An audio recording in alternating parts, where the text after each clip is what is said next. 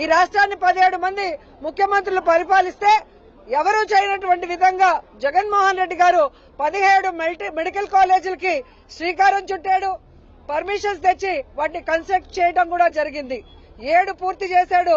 మిగతా 10 పూర్తి చేయాల్సిన బాధ్యత కూటమి ప్రభుత్వం మీద ఉంటే ఈ రోజు నాకు 40 ఏళ్ల సర్వీస్ ఉంది, నేను ఢిల్లీలో చక్రం తిప్పే హైదరాబాద్ కట్టానని చెప్పుకునే వ్యక్తి కనీసం 10 మెడికల్ కాలేజీలు కట్టలేకపోతున్నాడంటే ఎంత సిగ్గు చేయటో ఒకసారి మీ అందరూ కూడా ఆలోచించాలి.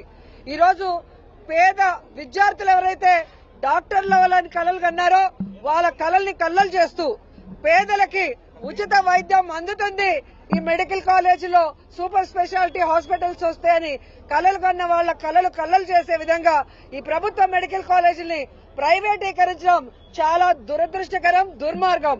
ఎందుకంటే చంద్రబాబు నాయుడు ఇప్పటికి 4 సార్లు ముఖ్యమంత్రి అయ్యాడు కానీ ఒక్క మెడికల్ కాలేజ్ అయినా కట్టాడా? రాష్ట్రంలో కట్టలేదు, కనీసం కుప్పల్లో కూడా కట్టలేకపోయాడు.